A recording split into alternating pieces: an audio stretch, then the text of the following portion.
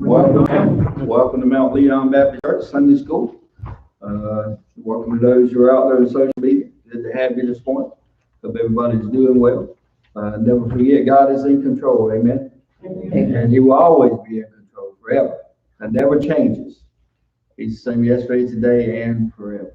And we're going to have a good Sunday school lesson this morning. Looking forward to hear Brother David Carter is going to come and bring our lesson to us this morning as God has given to him. Looking forward to hearing what God has in store for us. So sit back.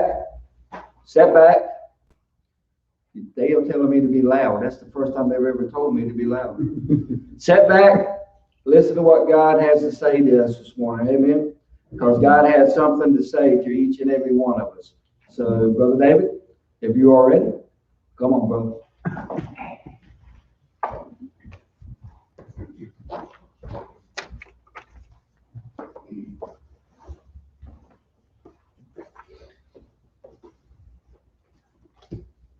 Good morning.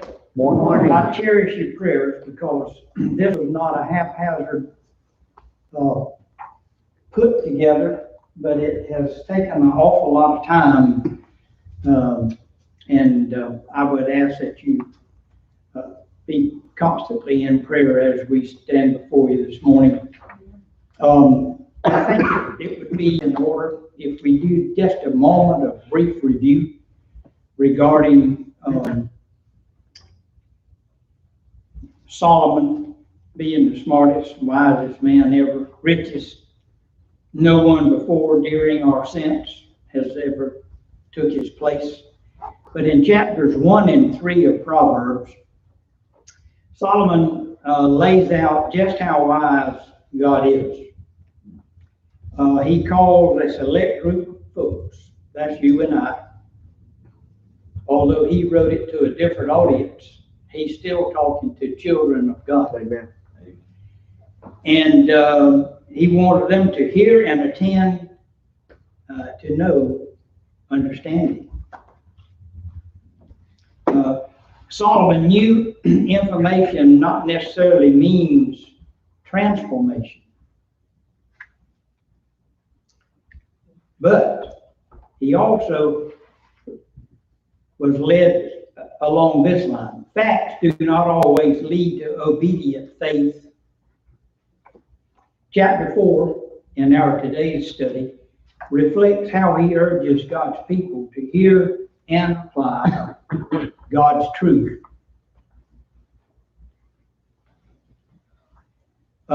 If we do a little bit of study, and I would ask that some of these scriptures that assisted me in pulling my thoughts as I tried to cobble them together. Proverbs 4:1-27 could be looked at or viewed as such, written as a father instructs his children. Number 2, it seems as though God is speaking to all of mankind everywhere. And the third thing, it is good doctrine, therefore helpful. Amen. Wisdom is something that you hear a lot about. But Brother Dan Edge, several years ago, sitting right over here to your left and to my right, we were talking about that term, and he simply said, wisdom is something you learn from a good or bad experience, and you don't forget it. Amen. There was a man who was older than me, and he's gone on now to be with the Lord, but he had 2 bad scars on his elbows. And he went to a house not paying attention, and it was an old wood stove, and he did this, and he put his elbows on that wood stove, and he had to pull himself off the stove. He never forgot. So I would challenge you now. I never forgot where I met Jesus. It was down East Beargrass Road, last house on the right. It was a cold November night. I went there under conviction.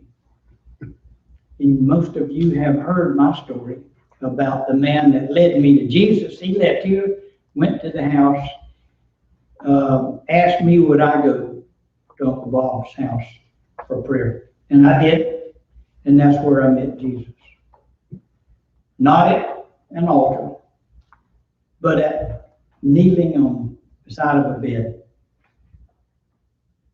And then when I left the house, there was frost on the ground, and I can hear that ice crushing now. But I couldn't feel my feet touching the ground. Burdens are lifted at Calvary, folks. Amen. So just remember that. Burdens are lifted at Calvary. That's right. Let's get into today's lesson, and we'll pick it apart. And I would ask that you hold any questions or comments until we get to the closing. But in order to understand today's lesson, although verse 11 is our first lesson for study, we need to kind of lay the foundation of what got us to verse 11. Hear ye, my children, the instructions of a father, and attend to no understanding. For I give you good doctrine. Now, sound doctrine is what the gospel is all about. Forsake ye not my law, for I was my father's son, tender and only beloved in the sight of my mother. He taught me also and said unto me, let thine heart retain my words, keep my commandments, and live. That being said, I went through some notes from about 15 years ago, and I found this, and it deals with Proverbs and parental responsibility. You know, God intended for a father and mother to raise children. Amen. Amen. Be that said, and as it may, we in some perilous times. Yep. If you go to 2 Timothy 3, chapter 3, verse 1, Paul speaks about perilous times. And I don't know of any more time than it's perilous times. Amen. Parental responsibility. As modern day society is quickly discovering, there is no substitute for a solid, stable home life. Where parents are absent, negligent, or abusive, children will probably not learn to cope with the world in a healthy way. For that reason, Proverbs stresses that parents are given children to impart wisdom. Proverbs in today's lesson, and that's where we are. 4:3-4. Out of their own seasoning, struggles, and suffering, parents can offer experience and insight that will help the next generation start on the right course. God's intention is that both parents are to be involved in their family's learning process. Fathers are to take the lead as sources of guidance and direction. Mothers are to offer governing principles based on God's word. And we go back to look at Proverbs 1:8 and in today's opening comments. In addition, Proverbs 4:3-4 implies that grandparents play a role, largely through the parenting of that they have done with the parents of their grandchildren. So we're looking at least 3 generations here. And in this way, a family is to train up a child in the way he or she should go. And you find that in Proverbs 22:6. This is a gift that the home gives. The child might not appreciate that gift until he or she is older, but parents are urged to give it nonetheless. Indeed, they cannot afford to. These notes that's about 20-some years ago. But it was good then and it's good now. Amen. Okay, let's go back to verse 5, chapter 4. Get wisdom and get understanding, forget it not, neither decline or turn away from the words of my mouth. That's a father speaking to his children. We have gone from one child singular to two, our children plural. Verse 6, forsake her not. If you notice here that the writer refers to wisdom as the female gender. Forsake her not, and she shall preserve thee. That's a promise. Love her, and she shall keep thee. Second promise. Wisdom is the principal thing. Therefore, get wisdom, and with all thy getting, get understanding. Now that needs to be emphasized, folks. I underlined this many years ago, back in 1993, I believe. Wisdom is the principal thing. Now here is a father talking to his children, talking about instructions, and what is the ripple effect of what I'm trying to teach my children. Well, I say this is a book of instructions, and out of it will come any answer to any problem that you may, in the past, present, or future, have as far as problems. It's also known as a roadmap and a GPS. Amen. It'll get you where you need to go, only if you study it. Amen. Verse 8, exalt her, and she shall promote thee. She shall bring thee to honor, and when thou dost embrace her.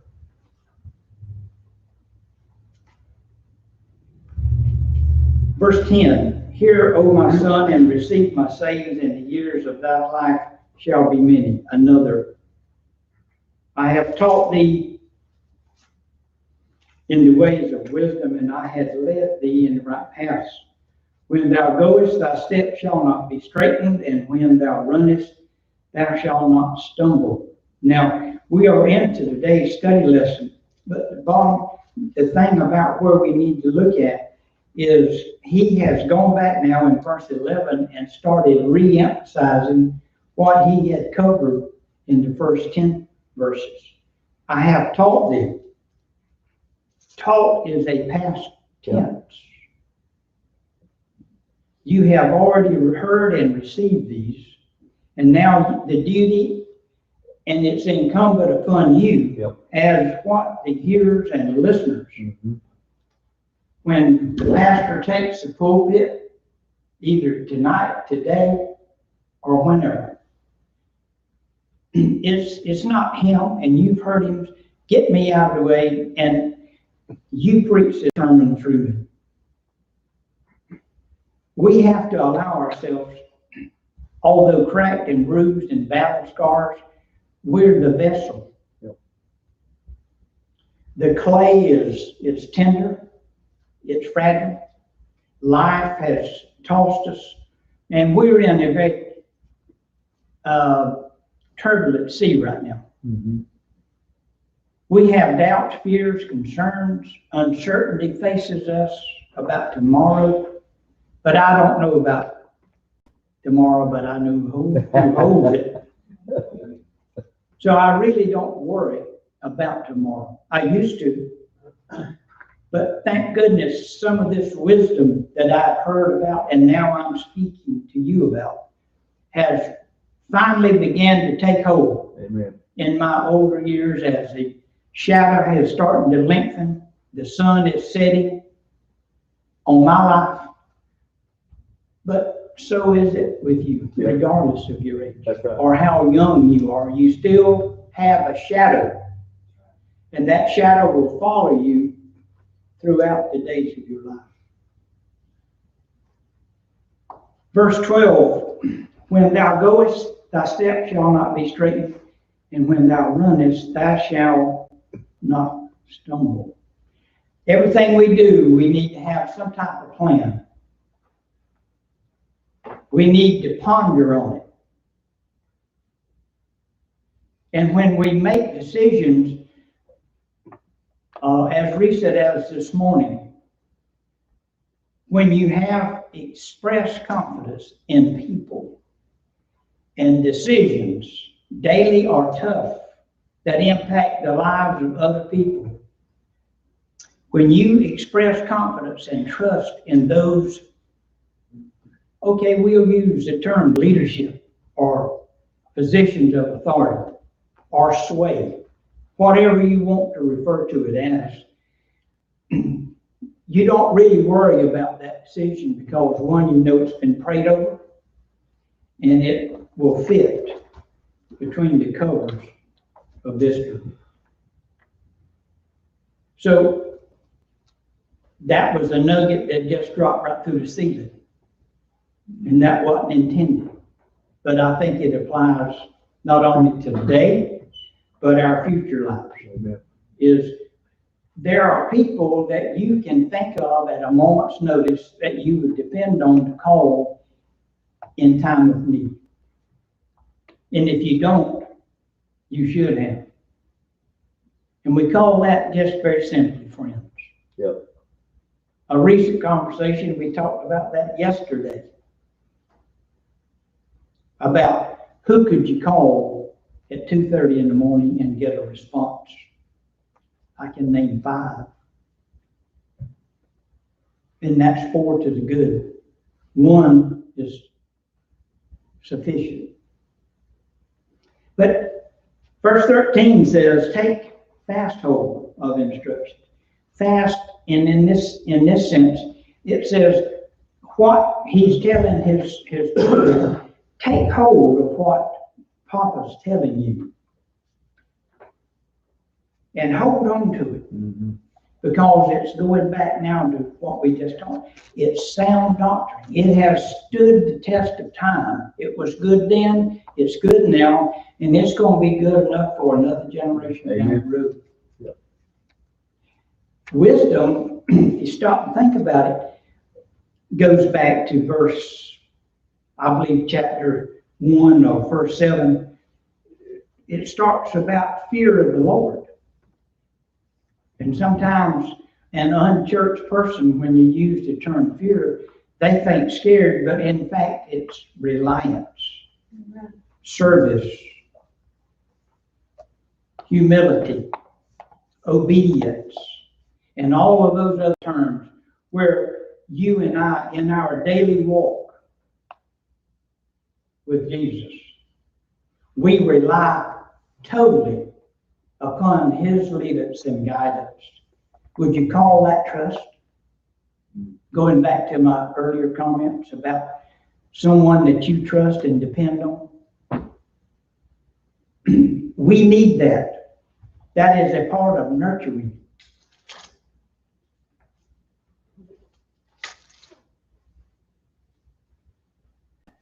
Enter not into the path of the wicked, and go not in the way of the evil man. I want to tie 14 and 15 together because it says, enter not into the path of the wicked. Drop down to verse 15 and it says, avoid it. That's where sometimes you kind of have to streamline scripture to get really the message. Is you cobble it together is one of my favorite terms. But when you pull something out of one verse and pull something together out of either a preceding or subsequent verse, just think about it. Look how simple it is here to understand what the word it means.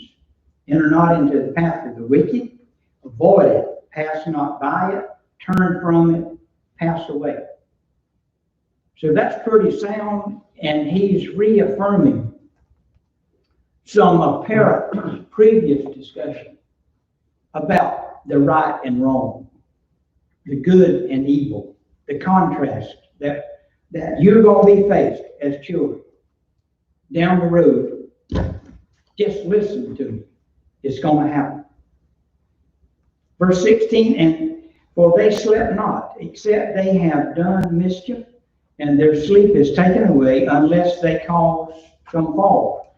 16 and 17 needs to be tied together in one sentence, really, because 17 says, for they eat the bread of the wickedness and drink the wine of violence. A couple of weeks ago, Brother Paul brought something about being able to sleep at night because of conscience clear.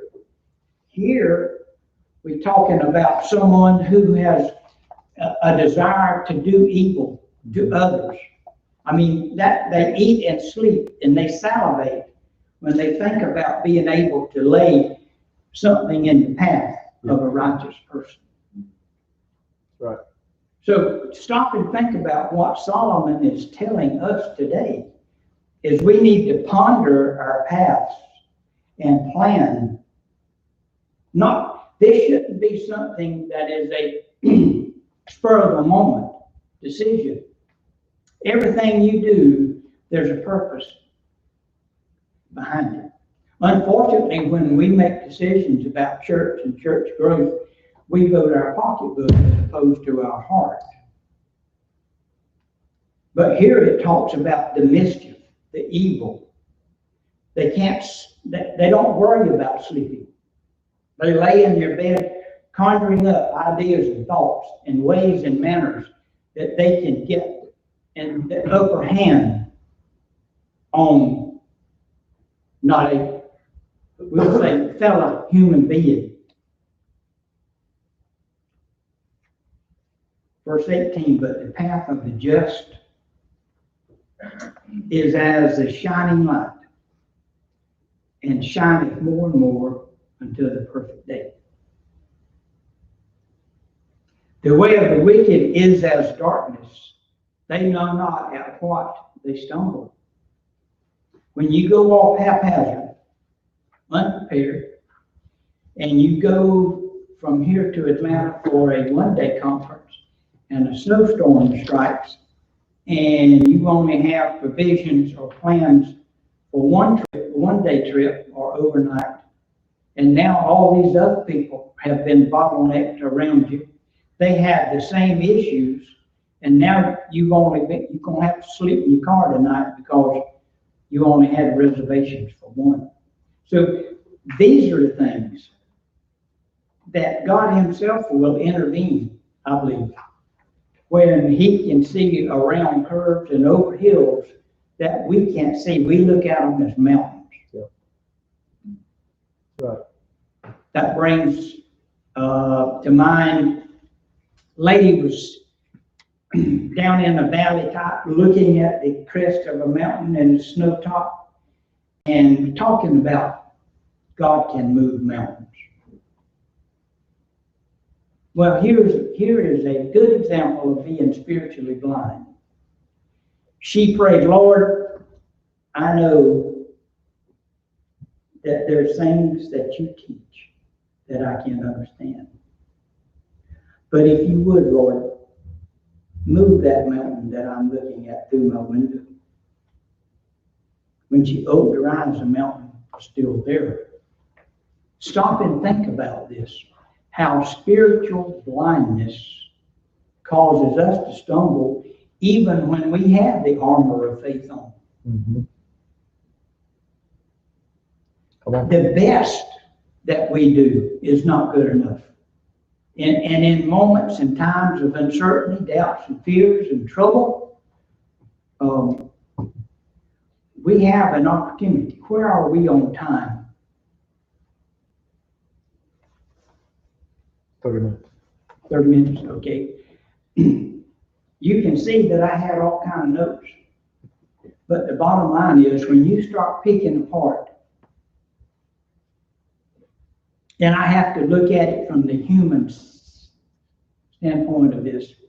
I was asked about a month ago, would I be interested in taking a part into the presentation of Sunday school? And I said, well, I'll be glad to try. And my wife will vouch for me. I've spent a lot of hours in this, but who got more out of it than you did? Me. me. So I would challenge all of you to study next week's lesson just like you're going to teach it and present it. And in closing, if you will turn to, I believe it's chapter 19 of Psalms 7 through 10, and there you find this.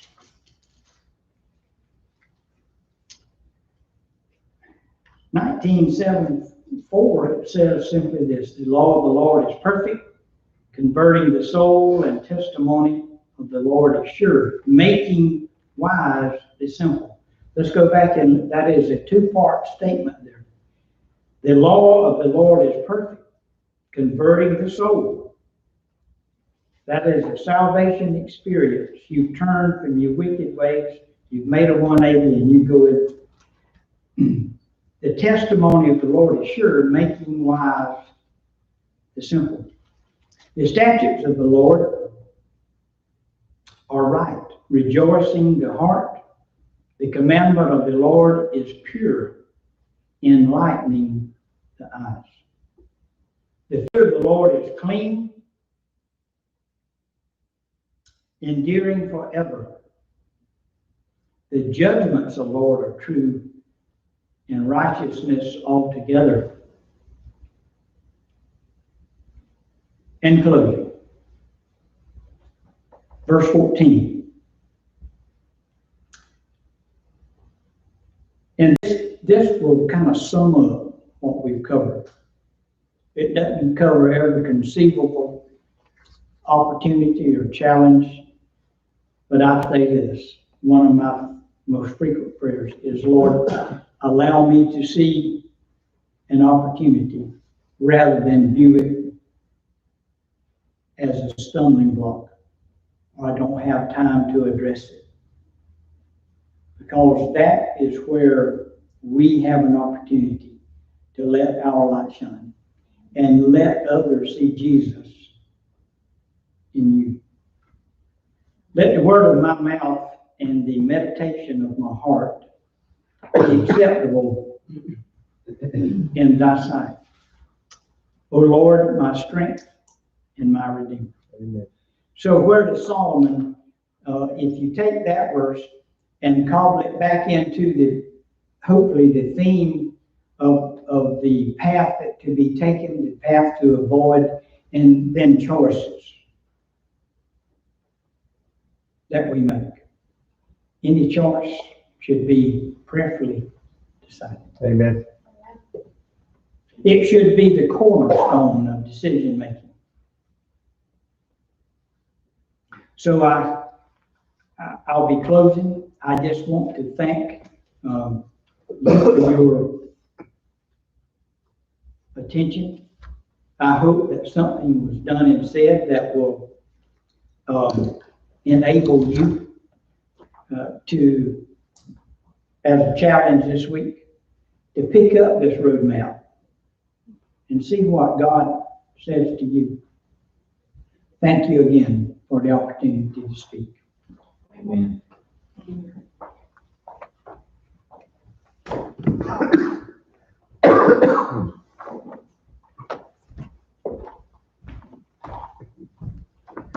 Good job. Mark.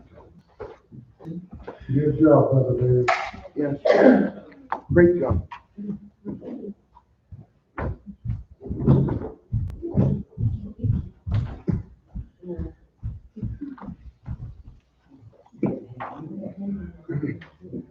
All right.